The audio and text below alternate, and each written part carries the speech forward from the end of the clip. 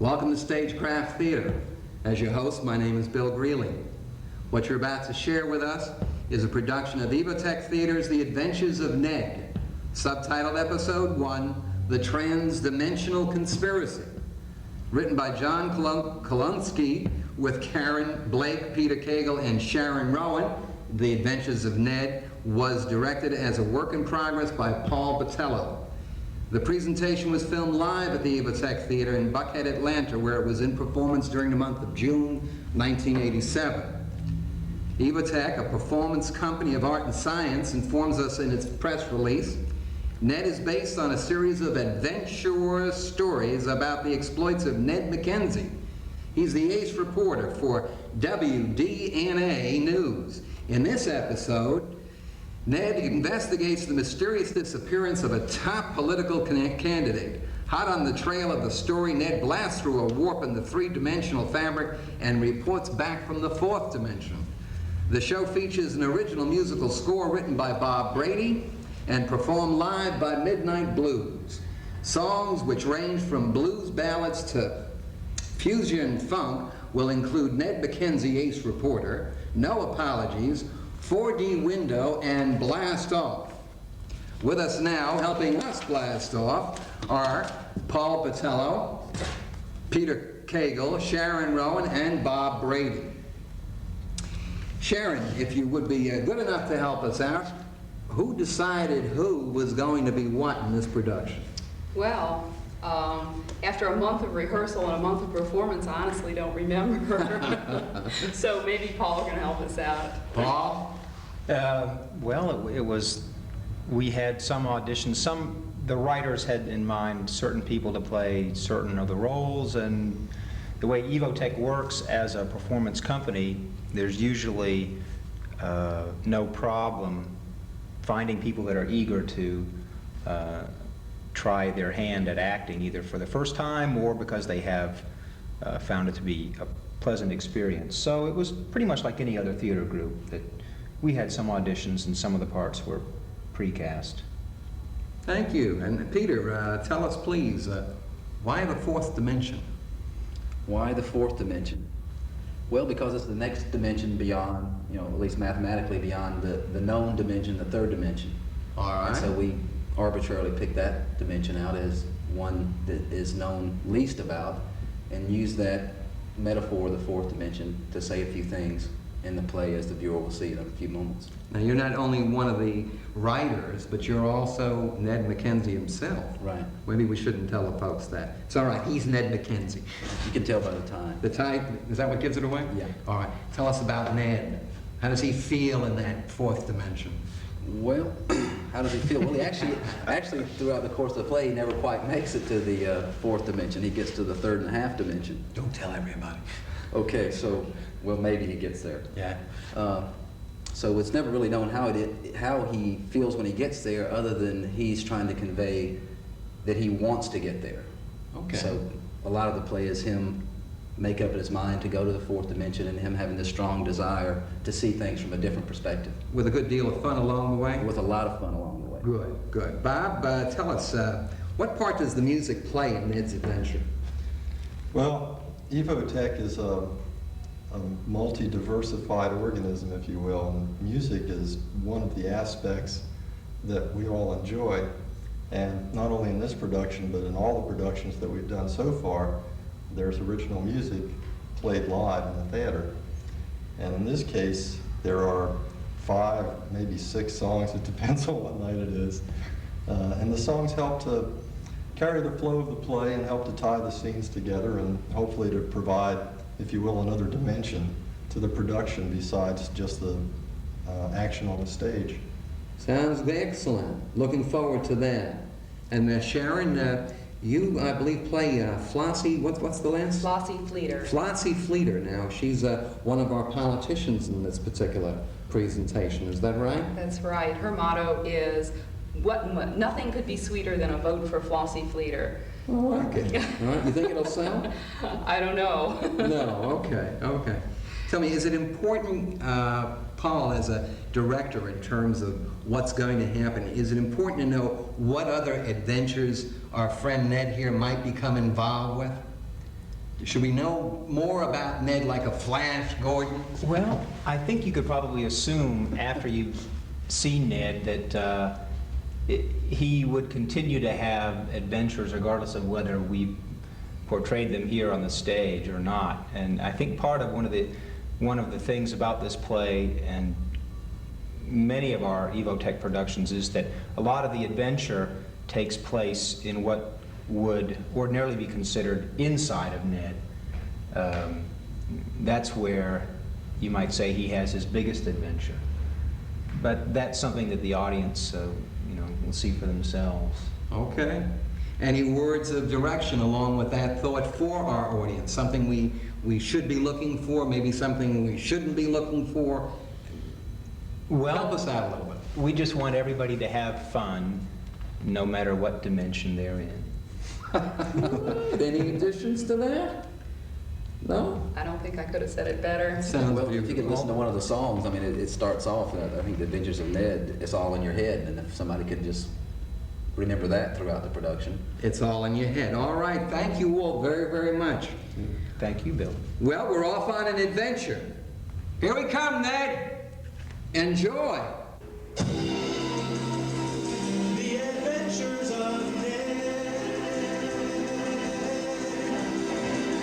Is it all in your head?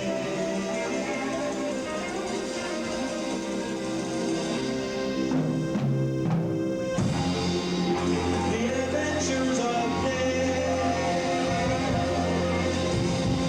Is it all in your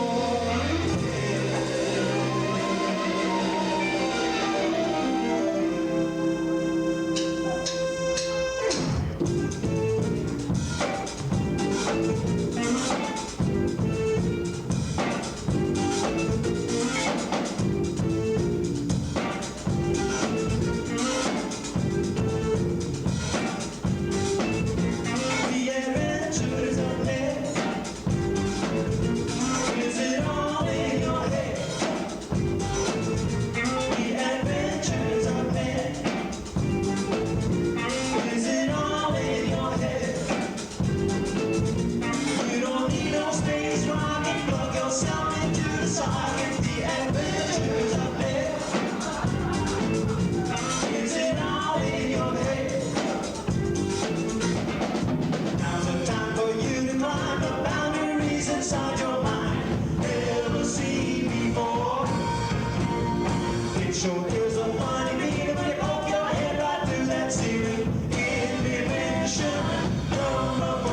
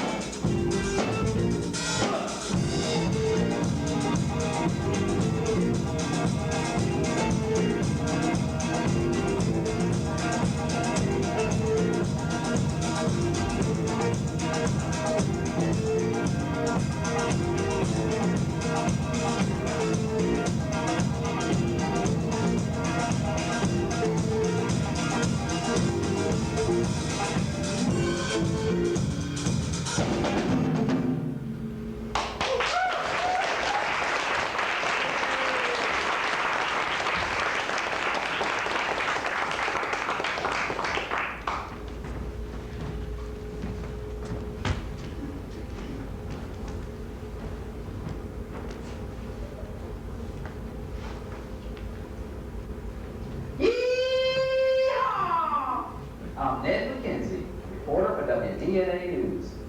Yeah, that's me, the guy in the good-looking plaid jacket up front. And that's Hal, my cameraman and my pal, standing right next to me. We're at Campaign Central waiting for the candidates to arrive. It's 2 days before the special election. You know, election for president of the High Council. We could cut the tension with a knife. Well, I'm getting a little ahead of myself. Here's how it all began.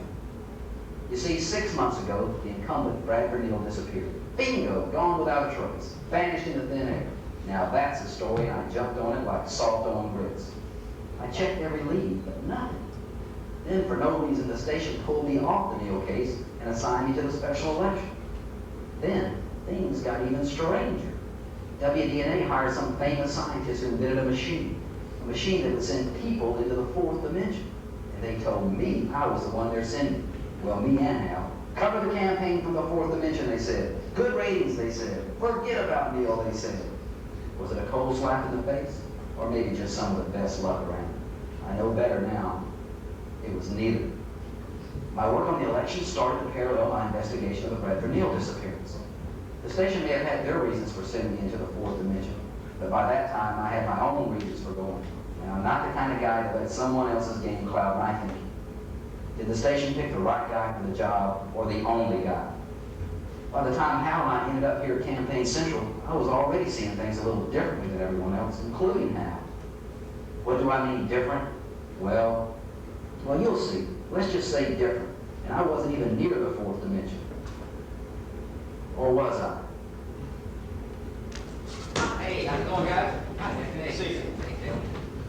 Hey, Al, I'm telling you, there's a conspiracy here. You know, maybe Neil's in hiding. He's going to suddenly show up for the press conference tomorrow night. And if that's the case, what's his angle? Take it easy, it's early. Good evening, welcome to WDNA's Meet the Candidates Forum. As you know, tonight's forum will be much shorter than the press conference tomorrow, but the candidates have just arrived, and they're free to take a few questions.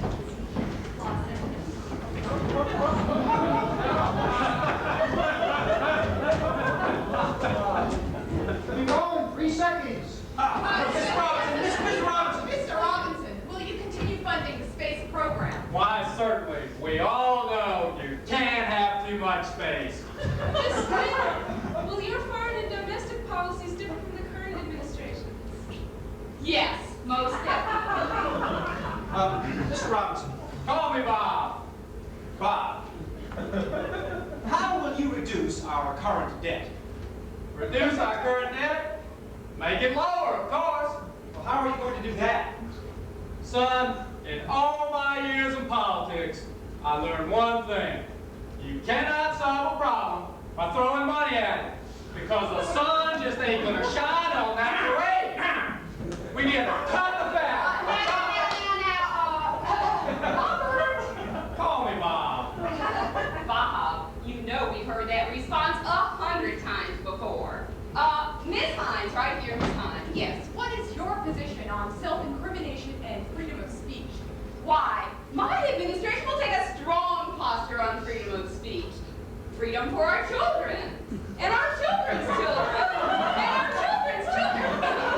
Freedom for everyone at all times and under all circumstances. I'll take the next.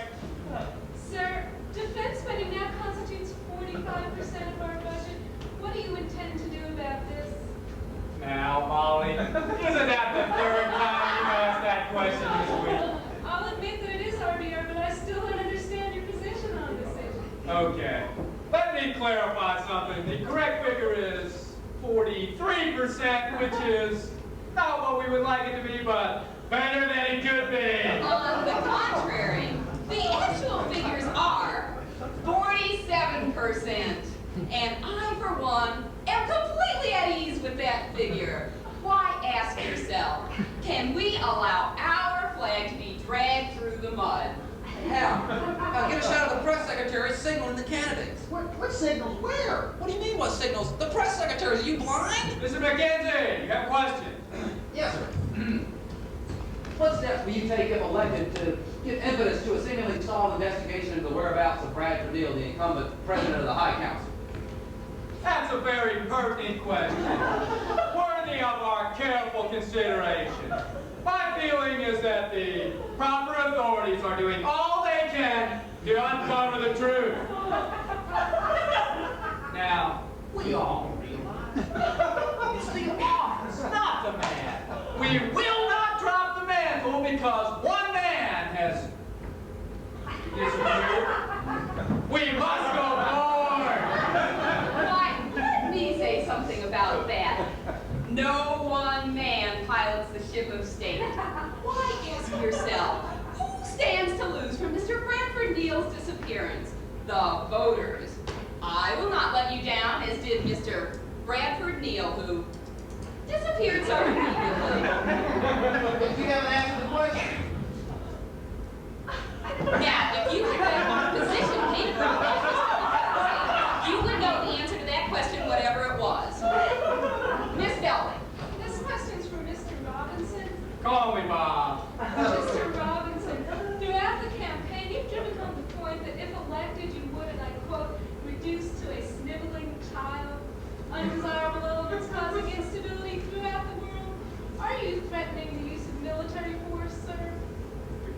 clearly see you've been doing your homework, Miss Belding.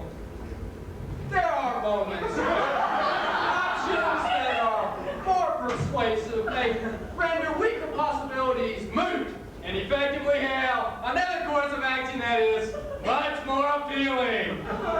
And how about you, Miss Sweeter?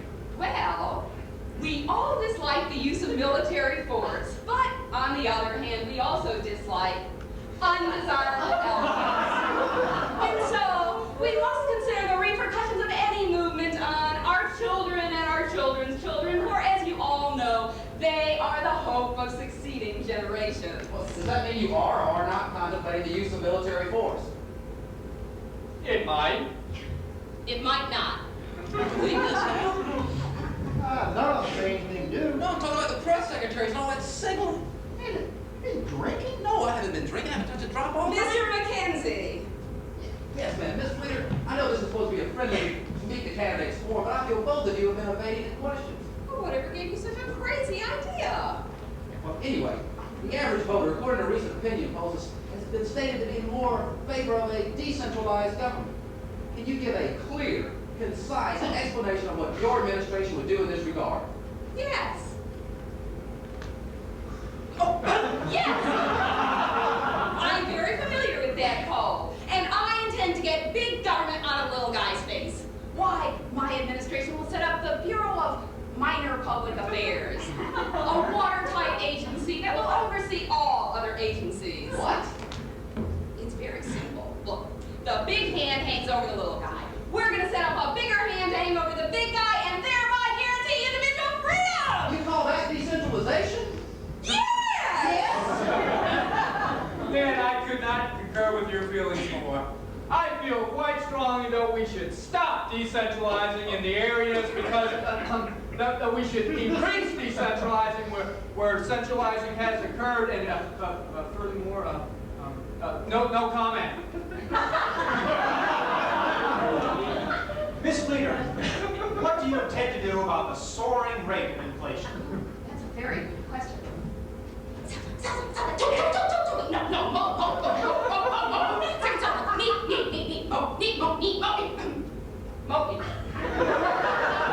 Are you going to tell me that made sense now? Sure, she intends to put tighter controls on the private sector. No, she didn't. No, she didn't. She said Motley. That's not even a word. Yeah, one more question. Time for one more. Sir, do you intend to rapid dodge Hortense's beautiful cement? Hortense cement donut itch. Stitch disgruntles no tires. Can you believe that we're going to put this on the news tonight, Al? What's going on here? I don't understand. No, it's Ladies and gentlemen, before turning in, I need to take care of the acid rain problems, defoliation of these tropical jungles, and the general dangers to mankind via the greenhouse effect. So, good night. Miss Fleeter, one more question, please. I'll stay and answer all of your questions, but I have so much to do before tomorrow. Why, world peace beckons. So, good night, good night. Good night, see you tomorrow. Hey, Al. Just get the cars and shut up and get into the window. Hey, look, we've been pals for a while. I mean, you were just kidding a while ago, right? I mean, that stuff they were talking was just nonsense, right? Make the same sense they always make. Let's look at the footage. I'm telling you, it was different tonight. Ned, there appears to be two stories here. The one in your hand and the one getting away. I don't know which one you're going after, but I'm in a hurry. My paycheck's going that way.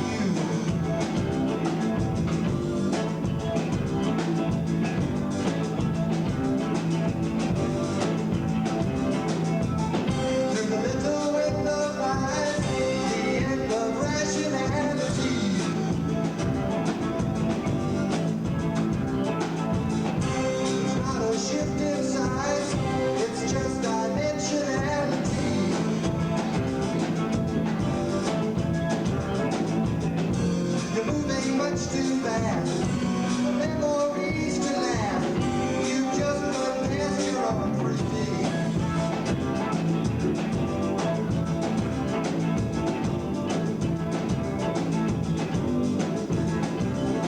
And there's every indication of an infinite variation when you leave the station on your dimensional vacation.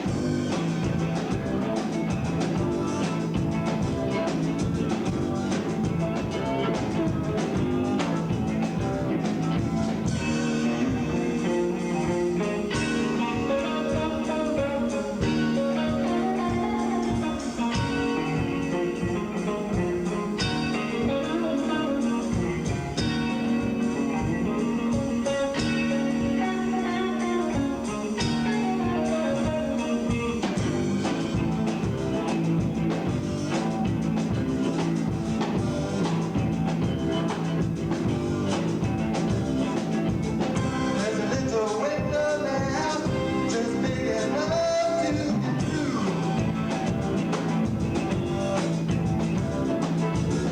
Through the little window now, everything looks different to you.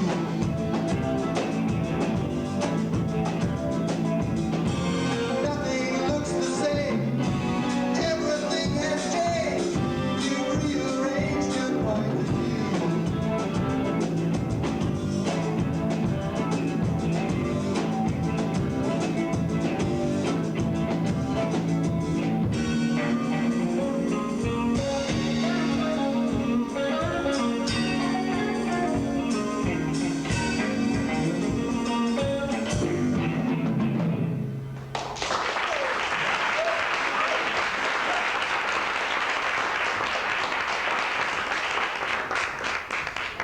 You know, Doc, this thing is making me nervous. We really didn't have enough time to put the finishing touches on this. I wouldn't even got involved looking what to pick those horses for me. Hey, look at this, wires are hanging out.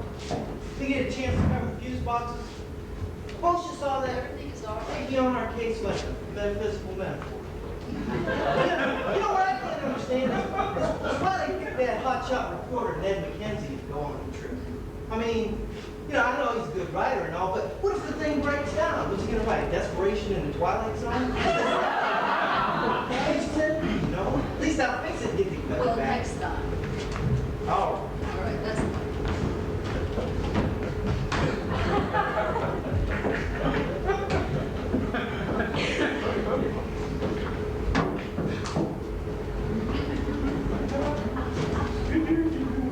Oh, thank you, Watson. That will be ordered.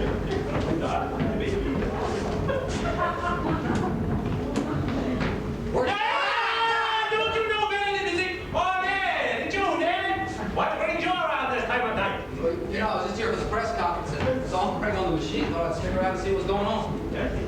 You're not worried, are you? No, not at all. You know, like I said, I was just here for the press conference, saw the machine. Well, Don't you see how things were going? Yes, I see. yeah, right. But you know, I'm not exactly an astronaut. You know, Doc. I do have a personal stake in this trip tomorrow.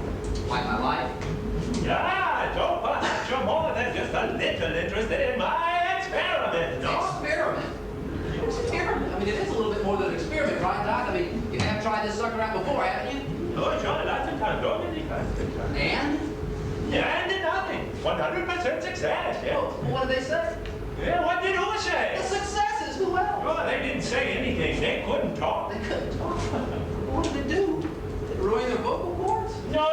They couldn't talk because they weren't people. They weren't people. They was little jars of yogurt from their lunch. To be said. Congratulations, my boy. To be sent. You know, for a minute there, I was just saying, to be sent? What do you mean? You mean other people have gone but weren't sent? You like going where no man has been sent before? Just how in the world did they get there? I don't know. How do you know anyone has ever gone? Yeah, report. Fourth-dimensional high-frequency information. Of course, you mean they're not just numbers? Oh, much more than just numbers. Of course, in the lab, my equipment is only designed to receive numbers, so that's the only kind of information I can get there. But sometimes, when the numbers get into here and the equations float around, why, suddenly the formulas have words! And I write them down for the report.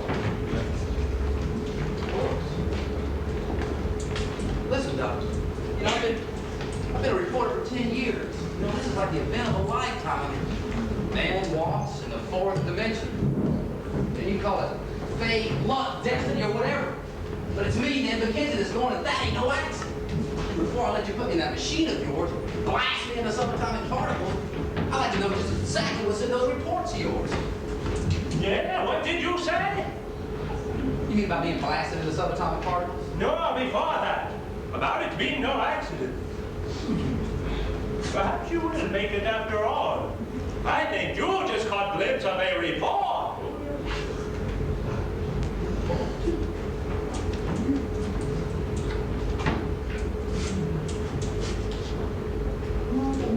Tell me about these reports, Doc. What are they like? Well, I would be thinking about some three-dimensional premise when suddenly, whoop, one would pop out of its background. Why, I remember the old 2 plus 2. 2 plus 2? From one perspective, it's an equation for 4. For 4? But we could put them together and get 2. Yeah. 2? How do you spell that? It all depends on who's doing the act, yes. Well, so you're saying, you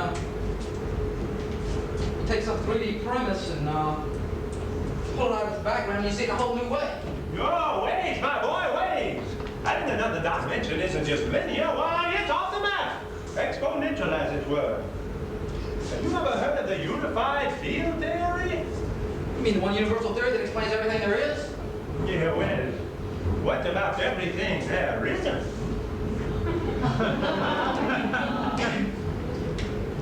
Doc, what's all this over here? What is this formula stuff over here? Ah, let me explain something about the 4th dimension. You see, in a 4D world, there are many sides that all exist simultaneously in the same space.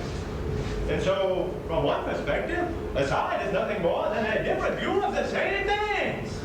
How can more than one thing occupy the same space at the same time? Ah, yeah.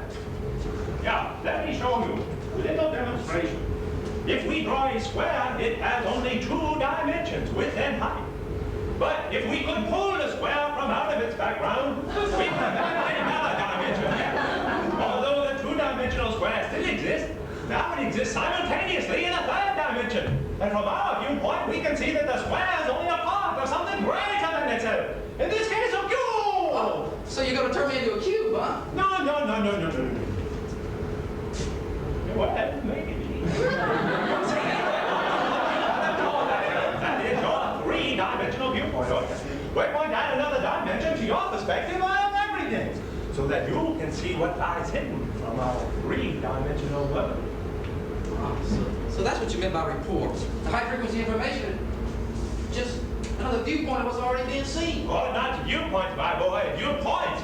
You see, in the 4th dimension, there are more this is for every that, and more that's for every this, or much more than you can see at one time. What's it going to look like? Oh, you'll have to see when you get there. God, Doc, what a story. I can't wait to do this. Well, tell me about the stuff, the exponential things.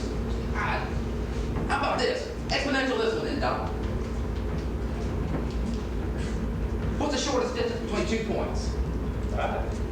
How about a basketball goal? Whoop, 2 points, 2 points.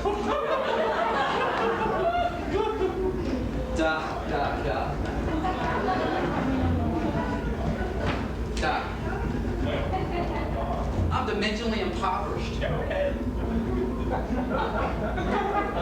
Doc, how come you're not going? How do you know I'm not?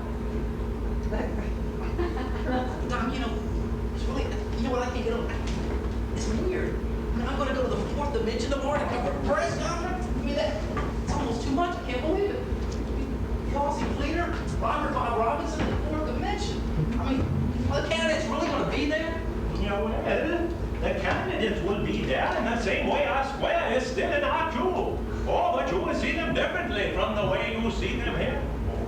I see what you're talking about, pulling out a square and making it a cube, but how are you going to pull me out of my background? We're going to boost your ZX4-223. My ZX4-223? What's that? Energy, my boy! The galvanizing factor. Why, the time energy coefficient.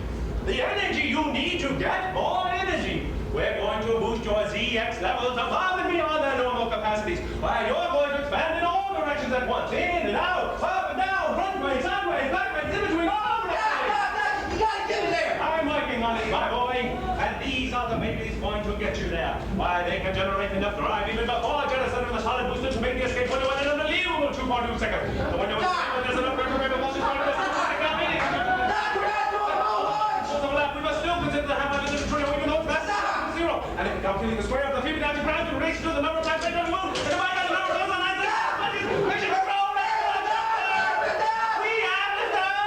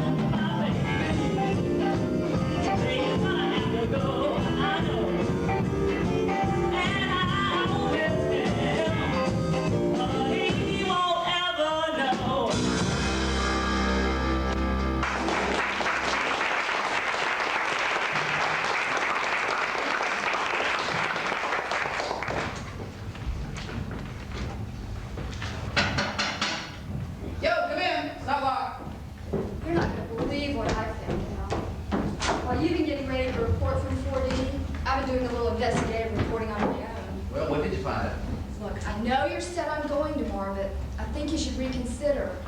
The station has its own reasons for risking your neck in this experiment, and it has nothing to do with ratings. What are you saying? I mean, we're still going to cover the press conference from the fourth dimension, right?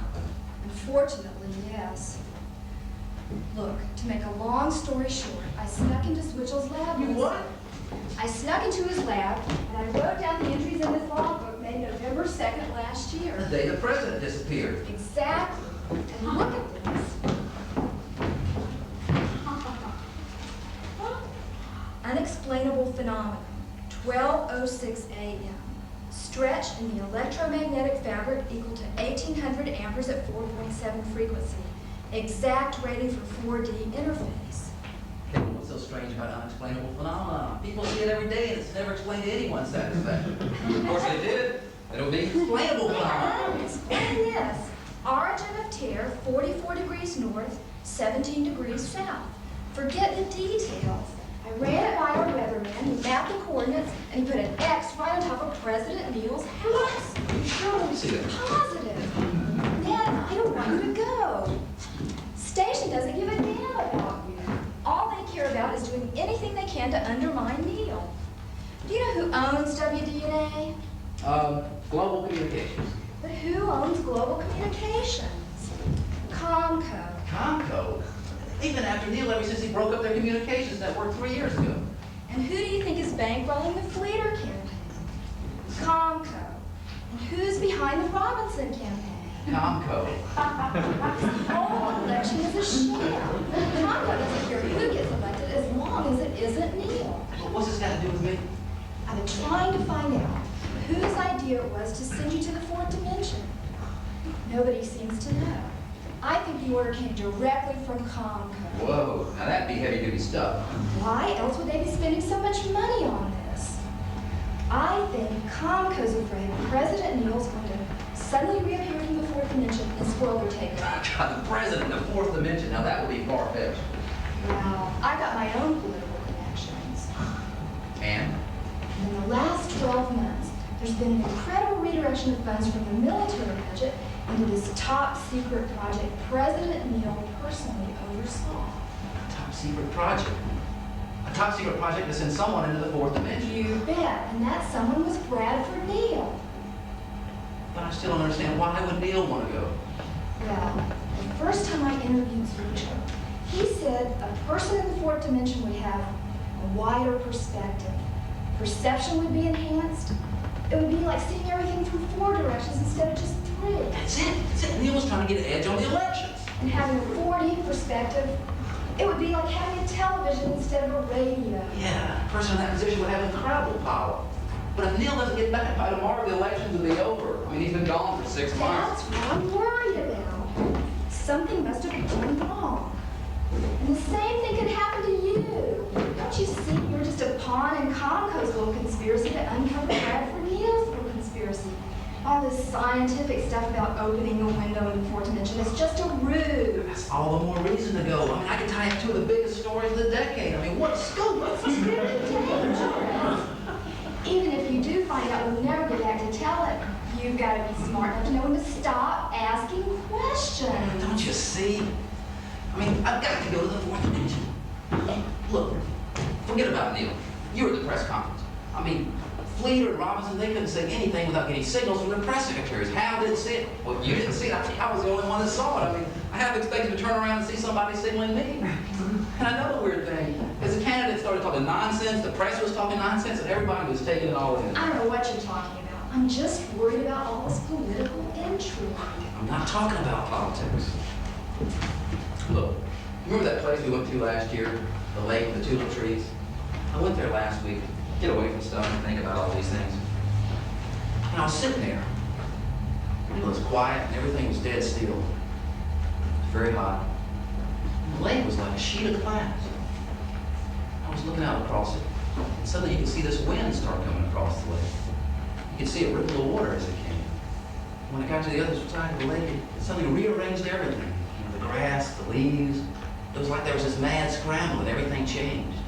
You know, maybe the leaves and grass thought it was their own mad scramble. But they had some momentum that they were going somewhere. They didn't. They were just riding the downside of the breeze. And that's what I've been doing. You know, things are just getting too hot. I can't wait for breezes anymore. Well, maybe I'm just crazy, Kevin. You want to talk about crazy? I spent the afternoon with Switchell. Yeah, he's quite a character. Sometimes I think his carpet's not tacked down. Do you know they say he almost single-handedly put the first man on the moon? Yeah, and he said the worst thing that could happen tomorrow would be that nothing would happen. I know that's what I prefer. Maybe you don't understand. You know, for me, that would be the worst thing. Didn't you hear what I was saying? Forget about Comco, forget about Neil. This is something I've got to do for myself. You haven't been listening to me. Look, I've told you everything I know. You still want to do this crazy thing? It's your decision. Hey, okay. I'm sorry. You don't have to apologize. Maybe I'll see you when you get back. If you get back. Hey, sweetie, come on.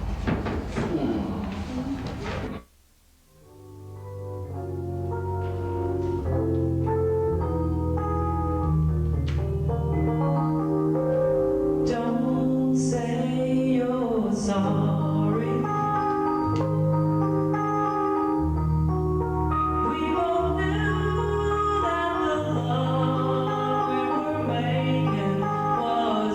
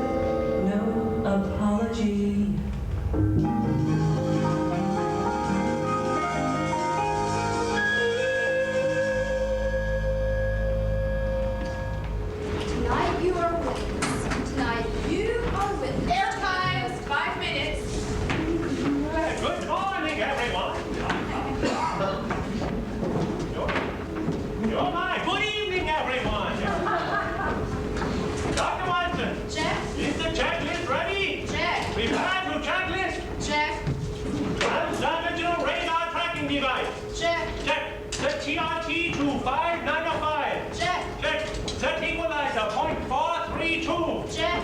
Check. Antimatter particle devolver. Check. Set devolver 2 out of here. Check. Check. Chaos reduction device. Check. Check. Dr. Switchell? Yeah, what is it? Take care of Ned, right? Oh, Ned will be fine. Check. 2 minutes. 2 minutes. Dr. Watson, bring in the test subject. Check.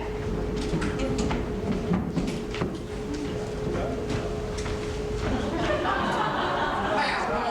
on. Don't flake out on me now.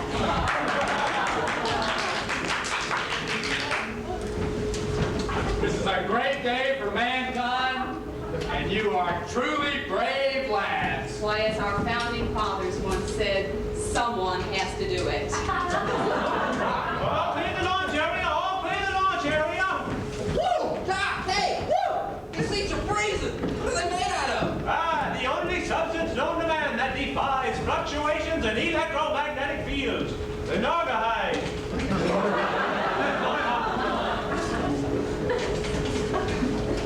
How we're gonna go to the 4th dimension with numb butts? Superconductors. Taking it 342 degrees. 30 seconds. 30 seconds. Okay, Doctor, we're almost on. Are you ready? Oh, fine. And you? Now remember, when the camera's running, don't turn your back to the camera. All right. And keep your explanations Of course. simple. 10 seconds. 5, 4, 3, 2, 1. You're on the air. Good evening and welcome to WDNA's special report, Bound for Glory, of Flight to I'm Kayla Roberts. Tonight you're a witness to one of the most remarkable events in scientific history. Sponsored by WDNA, this fantastic journey is the brainchild of Dr. Oculus Switchell, world-famous mathematician and astrophysicist. For the last 10 years, Dr. Switchell has been with the National Center for Scientific Research and has developed what could be the most important advance of this century, a device to shift a human being into the 4th dimension. Volunteering for this historic flight are Ned McKenzie, reporter for WDNA, and Hal Burchett, our cameraman. We will be in intimate with our news team. Sitting here next to me is Dr. Oculus Switchell, who will now explain this remarkable device. Dr. Switchell? Thank you, Miss Roberts. With the aid of my assistant, Dr. Phoebe Watson, I will explain what will be occurring. What we have done is to make use of the latest techniques in superconductivity. A superconductor is a material through which electricity can flow without resistance. In this case, the material is Naugahyde. So, as the electrical current passes through the material without losing power, it generates an enormous magnetic field, thus propelling Mr. McKenzie and Mr. Burchett into the 4th dimension. Dr. Watson will now demonstrate the safety features of this flight. In case of any interdimensional turbulence, you will find a transabdominal restraining device located on the transabdominal restraining device fastened at all times, and not the easy release button in the center. Should you experience any difficulty in breathing, an oxynitrogenous facilitator is provided just below your seat. And the emergency exits are to the forward and rear of the, to the forward and rear, yeah. Keep your communicator on at all times. Well, ladies and gentlemen, the moment of truth is at hand. In just a few seconds, the electromagnetic field will build to alarming levels. This will begin to alter the electrochemical makeup of our test subjects, having about the same effect as the 20 gravities, almost enough to make your eyes pop out. And then, once we have achieved the maximum propulsion, boom, you guys are out of here!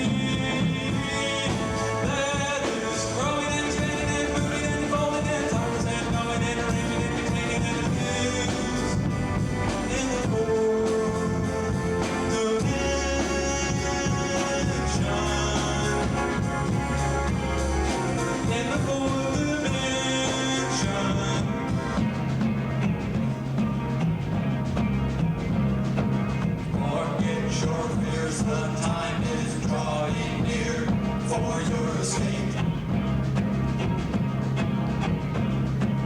Cast off aspersions, dimension subversion is taking shape. Analyze a car drive, put all the funky jive, you can try to drive in the fourth dimension.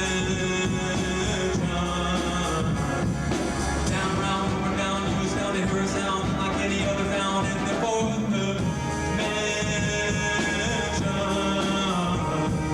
When you see that you can be free from mediocrity, you can be the anarchy in the fourth dimension.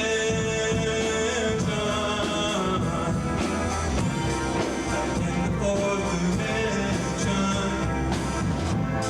they're listening to thoughts as they run, the kind of fun that people imagine and hope to achieve in a life of ennui.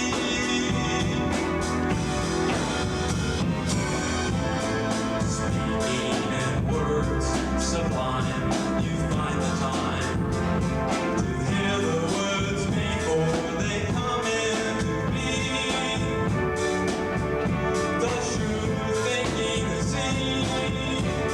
There's no more than words on the screen. Inside a machine that is growing and expanding and moving and evolving and times and knowing and arranging everything and there it is.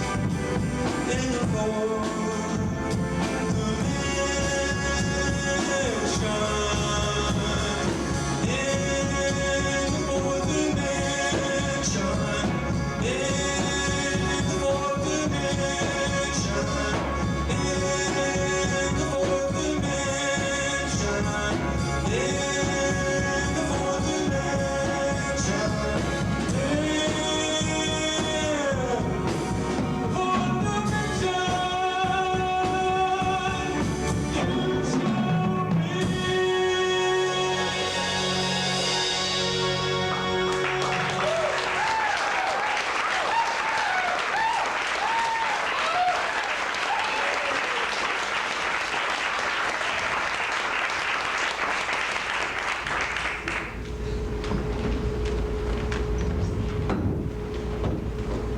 Did they make it? What happened? I'm not sure. Have we got communication? Not sure. I'll try to raise him on the communicator. No! What do you mean, no? He couldn't have made it. It didn't work. No energy output from the machinery. Are you sure? Conclusion. Where's Ned? What do you mean, where's Ned? He's with you. No, he's not. He disappeared at blast off. Disappeared in the blast off. Well, I If mean, Ned disappeared, what are you doing here? Beats me, but can't say I'm sorry about it, though. What's happening? well, one thing's for certain, this machinery didn't send him there. So, if this test subject is still here, the logical conclusion is that Ned went under his own power. His own power? Oh, my. I don't know where he is. See if you can reach him on the communicator. Right. Ned, can you read me?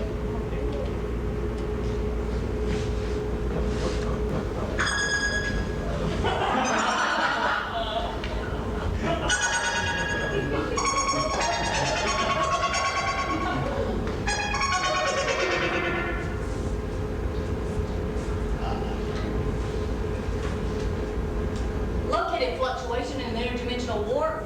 Coordinates appear to be approximately 10 degrees Kana and about 30 degrees Ana. Situation under control. Line up, men!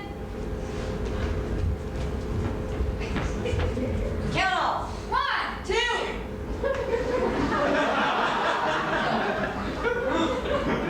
Now, men, our instructions are as follows.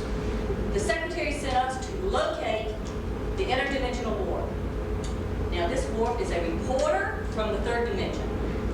Now, I realize you trainees have rarely, if ever, encountered such a life form from that dimension. You'll find them endlessly fascinating, although in many ways they are different from us. For example, they cannot be in more than one place at a time. Now, men, I can't predict for you the specifics of this particular 3Ders behavior, So I encourage you to consult your 3 years manual whenever the need arises. Are there any questions? Sir, what's a reporter, sir? A reporter has the job of transferring information. Sir, like everyone, sir. Right. But he gets paid for it. Sir, what will we do when we find this? Evans. What will we do when we find this reporter? Well, we'll follow his lead. And we'll pretend to be reporters too.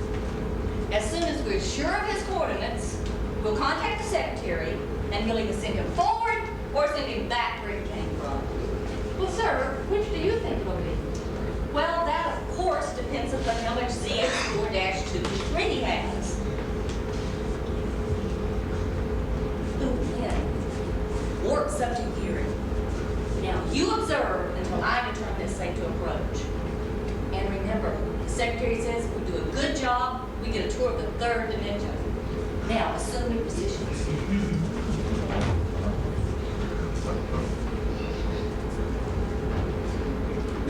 I made it. I made it.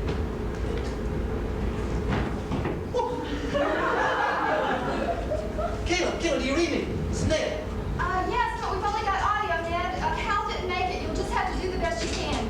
Stand by for a minute. Ladies and gentlemen, we seem to be experiencing technical difficulties.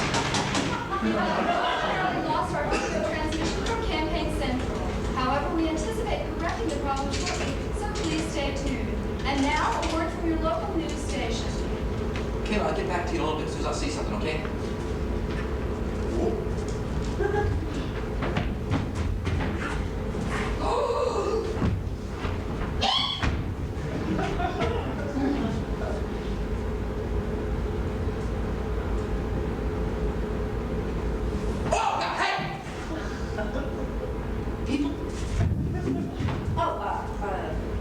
Not exactly. Looks like you're missing something? Yeah, I'm missing my cameraman, Hal. He didn't... No. I meant like about a half a dimension or so. Well, look, I'm Ned McKenzie, reporter for WDNA News from everywhere all the time, and I'm here to investigate the disappearing incumbent. What's your name? Ralph.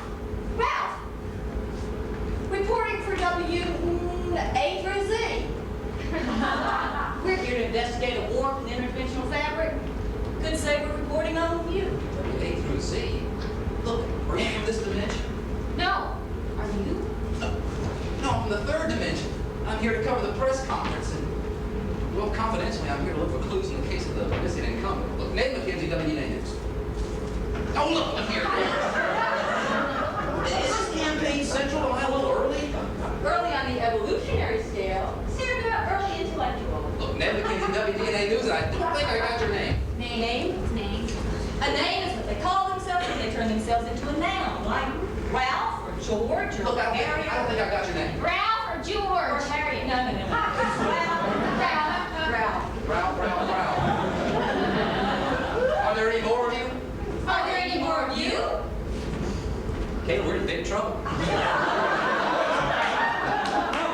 already seeing 3 of everything, just like Zwitchell said. Stand by, Ned. We are still experiencing technical difficulties. Dr. Switchell has informed us he's working on the problem, and it should be resolved shortly. Switchell, where's Ned? Switchell, this is national TV. Do something. Well, I'm absolutely certain our recycling head would have displaced any anomaly prior to interface.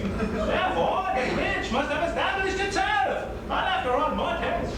Hey, you guys, is this, hey, guys, hey, help out fellow reporter, will you? Is this Campaign Central? Sure. It is? Yeah. Where are the candidates? Candidates? He's talking about candidates. He wants to vote. This must be a polling place. Is he old enough to vote? Doesn't look old enough to vote.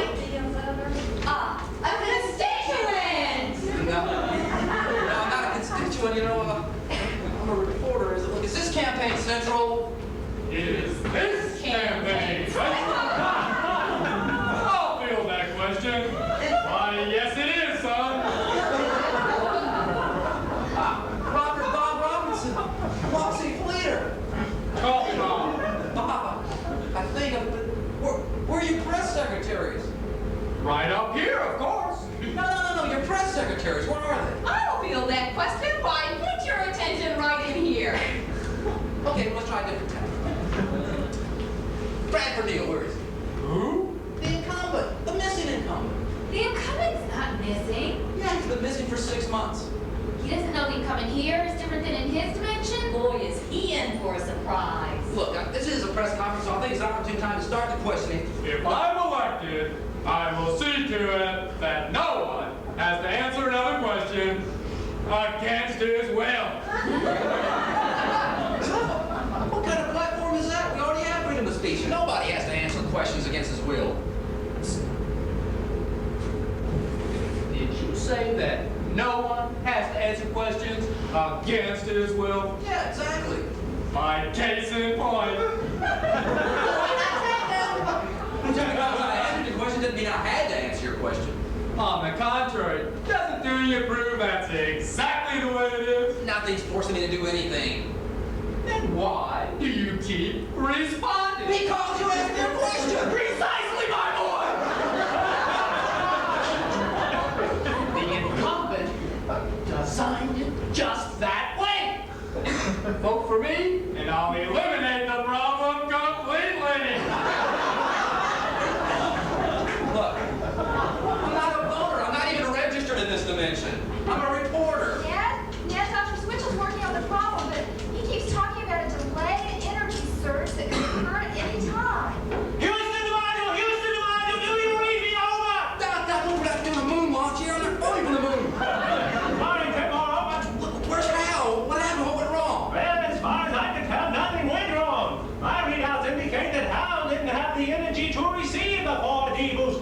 4D mathematics says the more energy you have, the more you can receive. But the less energy you have, the less you can receive. Remember the galvanizing factor, my boy. You haven't got much time. So put the metal to the metal and send me some 4D data. I must run more tests. Over. And if I'm elected, I will see to it that every household has its attention reducer pump shut down. Attention reducer. What? How do you spell that? P-U-M-P. No, the part. The French part. The attention reduction pump located just above the visual cortex. In one amendment to the Constitution, I will do away with the attention reduction pump, which limits the amount of things that you can hold in your brain at one time. Now, Flossie, I took anatomy in school, and there's no such thing as an attention reduction pump, and it's certainly not in the Constitution. Dear, you can't see the attention reduction pump because yours is in operation! A demonstration! The attention reduction pump in operation. Stand back, this could be messy. Are you exactly what is you like the candidates to work on in the Hold it. I can only answer one question at a time. There you have it. Your attention pump is working just fine. And it looks like a top-of-the-line model to me. Excellent demonstration.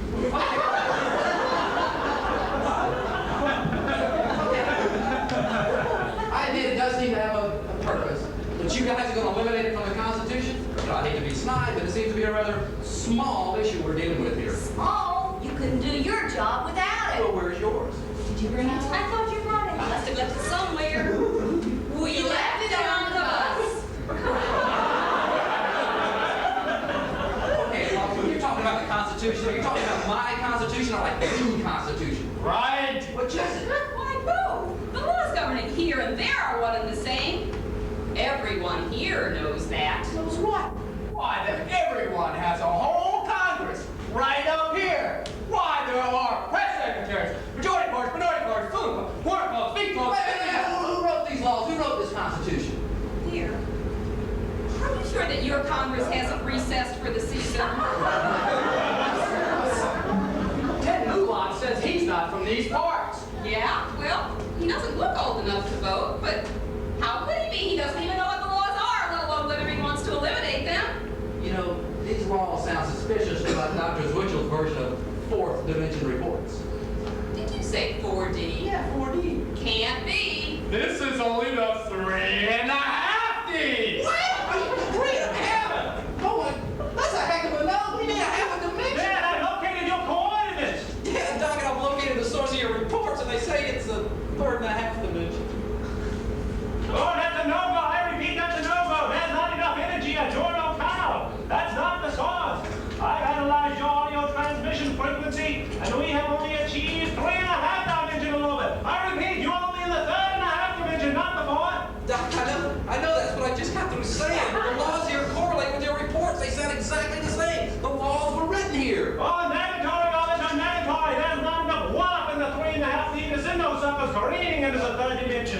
The energy that created those laws is from beyond the 3.5D. Now send me some reports. I must run more tests. And then, listen to me. There are indications of an imminent power surge.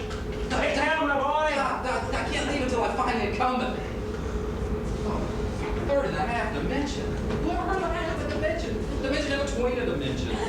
Three-dimensioners haven't heard of a lot of things. Well, actually, they have heard of everything. They just don't know what to do with some of it yet. Why do I feel like you guys are going to explain it to me? Us? No. But if it's explanations you want, you're in the right place. Explanations are the meat and potatoes of the 3.5D. But understanding your own explanations, that's another matter entirely.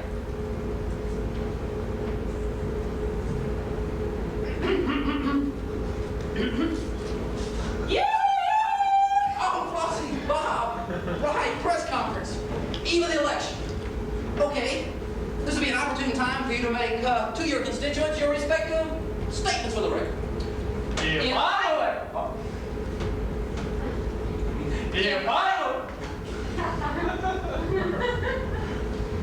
I'm elected, I'll eliminate the law of resistance that states, for every reaction, there is a reaction. If I'm elected, I'll eliminate the law that says life is too busy to make sense. Well, if I'm elected, I'll eliminate the law that says, wherever you are, there you go. If I'm elected, I'll eliminate the law that says I never should have done that. Well, if I'm elected, I'll eliminate the law that says, I should have done that. If I'm elected, I'll eliminate the law that says news of bad news lasts longer than the bad news. Well, if I'm elected, I'll eliminate all the useless, pointless laws enacted by the incumbent. If I'm elected, I'll eliminate all the useless, pointless laws enacted by you. After you eliminate all the useless, pointless laws enacted by the incumbent.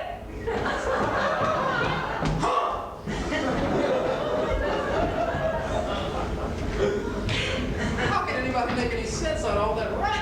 It's all a matter of endurance. You just have to wear it down. It's not a whole lot different than what you hear up here. Hey, Ralph, is that the same Bob Robertson and Flossie Cleaner I've been following around? I mean, they sound the same, but their platforms. Listen, Ned, for one thing, you're seeing them differently than you did before. And speaking of their platforms, I noticed something a little odd. What's that? They talk like they want to eliminate the laws of the universe, but they don't act like they've eliminated the laws of themselves. I mean, take that, what was it? The law of resistance. I should have done this. I should have done that. What was that? But if it wasn't the law of resistance in action. Exactly. Men, we've almost completed our task.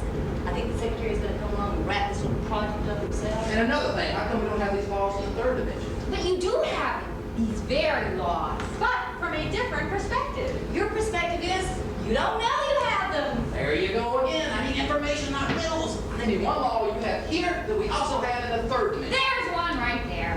Where? The hostile takeover law. He didn't get it. Oh, come on, let's give it another try. It looked like he almost had it. You call yourself a writer. You've never written anything new. As a matter of fact, everything you've ever written, you stole. Now, wait a minute. You're going too far. I ain't coming to the 3rd dimension to get insulted. I've never plagiarized a thing in my life. The hostile takeover law. Another classic example. Oh, come on. All we did was mess a few words. It struck a wrong chord in you, and voila! We're paid back all the energy tenfold in used bills. But it's really dirty money. Today, the stock market was exceptionally strong.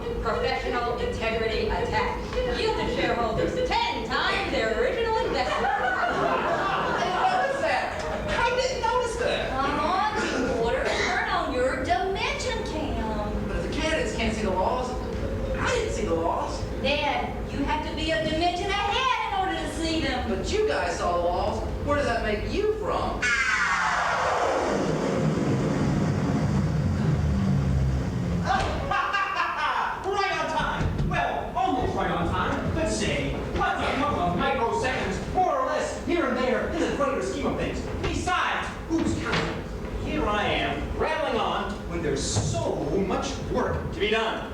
The secretary! Yeehaw! Yeehaw!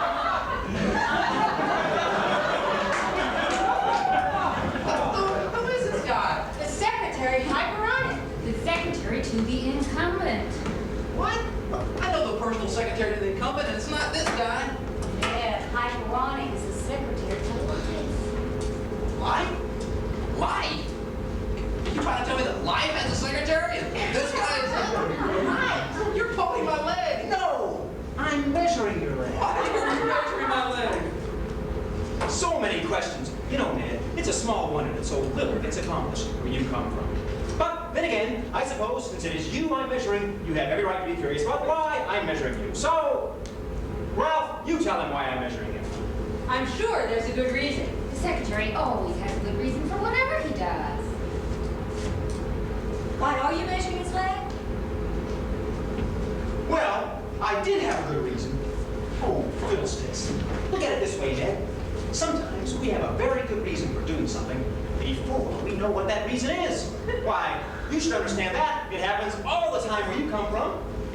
Ha! I just remembered what it was that I forgot before I knew it in the first place. The reason I was measuring you was to find out how big you are. Okay, I'll bite. How big am I? Gosh, you're really big! No, I was wrong. Diminutive mean anything to you, Ned? Actually, you're just big enough. Wait just a second. Wait a minute. Let's back it. Are you trying to tell me the third and a half dimension, the incumbent, the president, is life itself? Right. Well, that's sort of correct, more or less. It's more like, okay, it's true, life is responsible for the Constitution. Life wrote the life is the law. But as far as our working for life, Ned, it's really more like we just sort of keep things going in whatever direction they already appear to be going in the first place anyway. It's really quite simple. The whole thing just runs itself. Runs itself? Then why do you look so busy? Well, you know, I used to ask myself that same question. When I first took this job, I said, Hyperonic, you're just the kind of guy that can streamline this operation. Yes, sir. The more I've come to realize that my seeming to be so busy is just part of the beautiful efficiency of it all. Efficiency? Efficiency? Things aren't any more efficient here than they are in the third dimension. But then again, things don't have to look efficient to be efficient. Shh! Quiet! Did you hear that?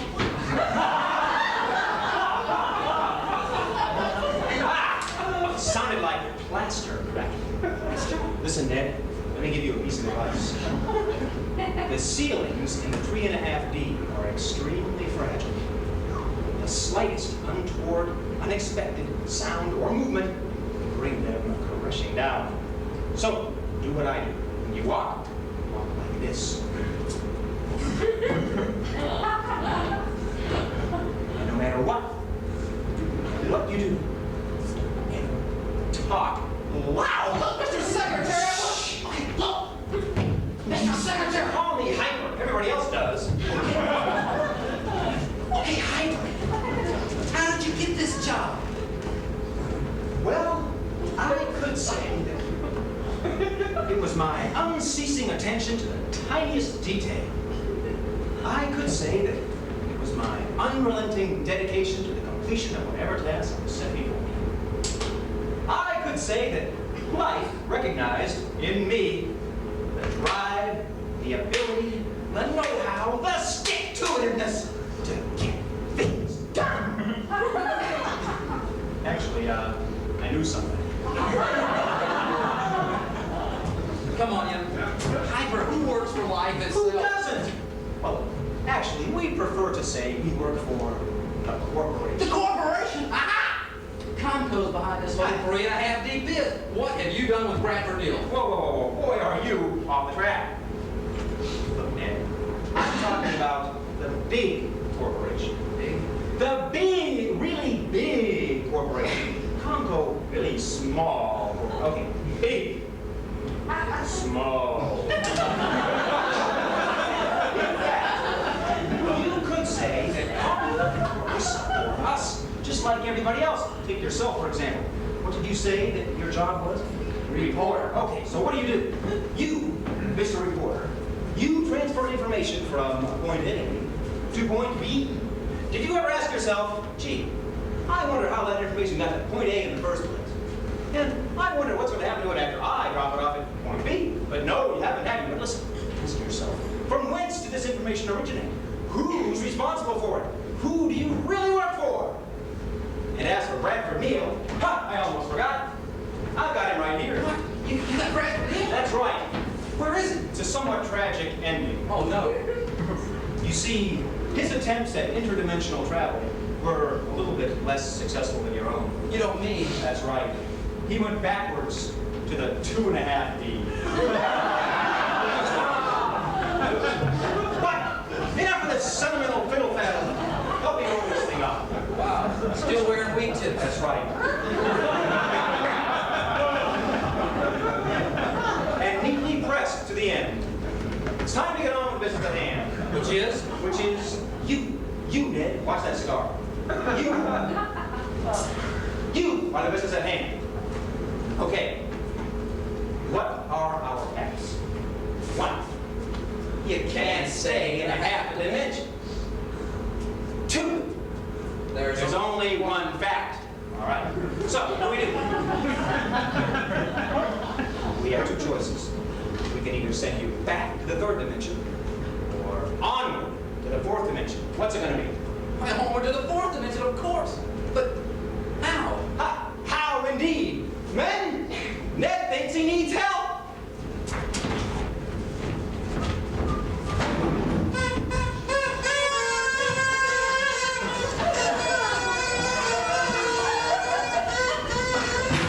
It's George's machine.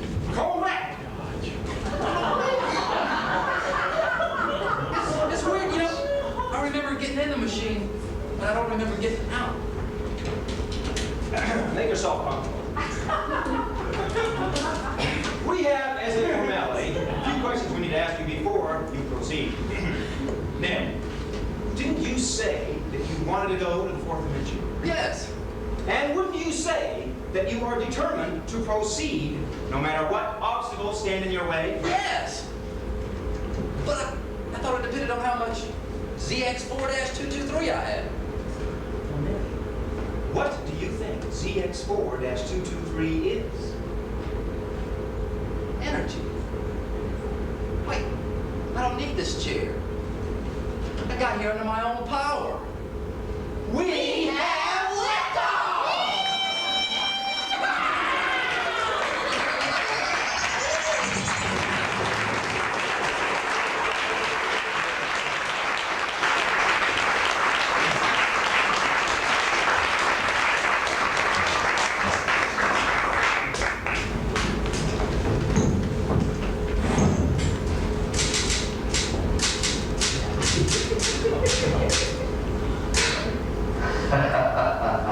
Yeehaw, it's me again, back in the 3rd dimension. Or am I? Once I saw Switchel's love seat with just excess baggage, I jettisoned the whole thing.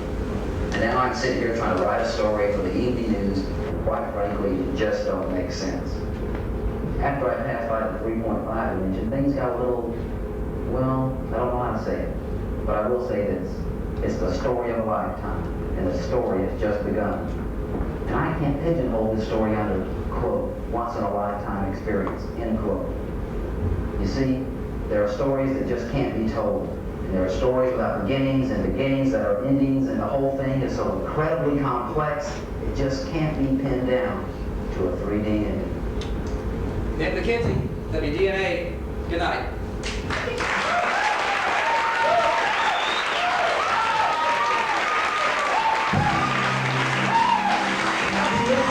Adventures of Ned.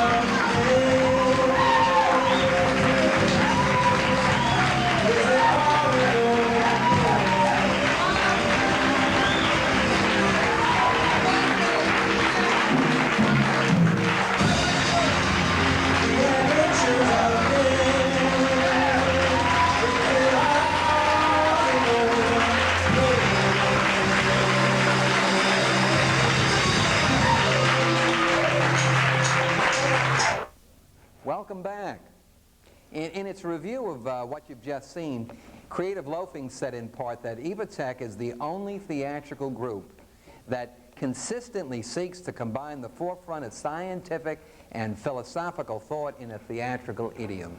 And Adventure Magazine called Ned a pleasing blend of the traditional, the comically spoon-fed didactic message of science's wonder and mystery.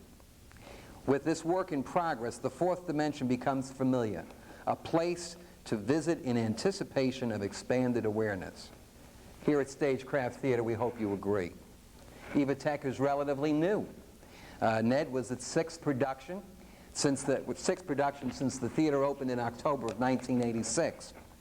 With us now is Paul Bathello, the director of the show you just saw, and he's going to be acting as spokesperson for Evoteck, to tell us more about what Evoteck is and where it's going and what's up next. It's yours. Well, we hope you enjoyed The Adventures of Ned. The next production for Evoteck will be Simon and the Big Seed, A Very Tale, which is, we consider it to be written for adults but suitable for kids of all ages, and it's going to open Saturday, July 11th. Saturday, July the 11th. Correct. 9 o'clock in the evening. That's right. Right here on stage. Right here for the Peter Pan and all of us.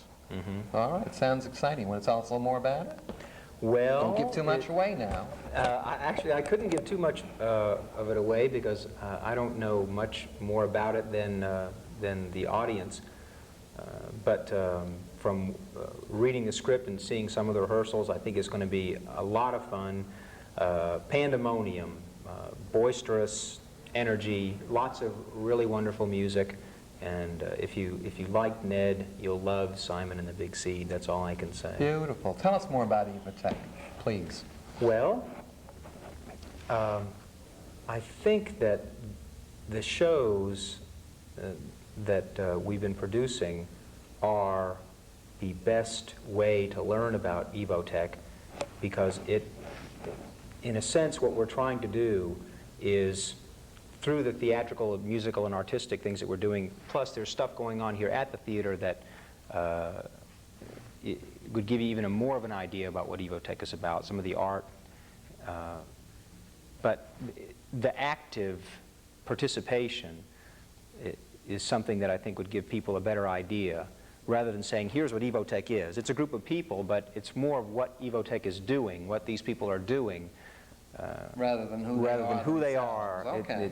And you can get a good idea by seeing one production or two or three, coming back, getting a good idea of how the process works. It's not that we're trying to be theatrical pioneers. If that happens, so be it. Great. What we're trying to do is what we're doing, and it's hard to describe. Having just seen The Adventures of Ned, if you're familiar with other theater, then you know that there's something slightly different about it. A good deal of fun, for one, and a good deal of, well, we called it expansion of awareness, but I think that's apt.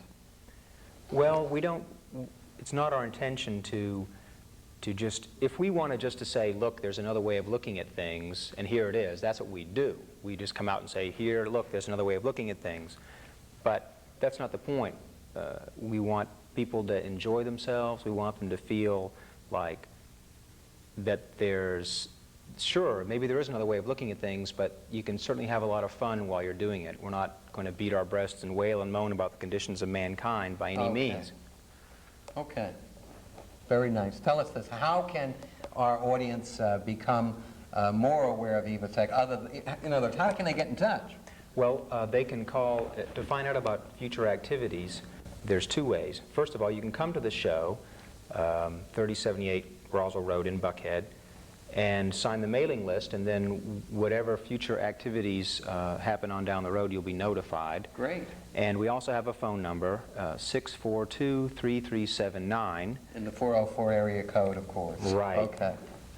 That you can get additional information from that.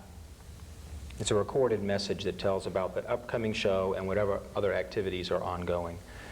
We hope in the future to open an art gallery. Okay. The sky It's is, all right. we hope to open the art gallery soon, and who knows what else is happening around here. Just all kinds of wonderful things. Plus, plus, plus. Paul, thank you very, very much. Well, thank you, Bill. Appreciated the opportunity to have y'all share with us and our folks there at Stagecraft Theater the Adventures of Ned and what's going to be happening in the future. Stagecraft Theater is brought to you by Stagecraft Productions, and we want to thank you for sharing. Your comments and or suggestions would be gratefully appreciated. You can write to Stagecraft Theater in care of this station, and there will be a number flashed as well as an address for you to respond to. Sharing something you love is fun. All right? My name again is Bill Greeley as your host. I thank you once more for sharing with us. Be well. See you soon.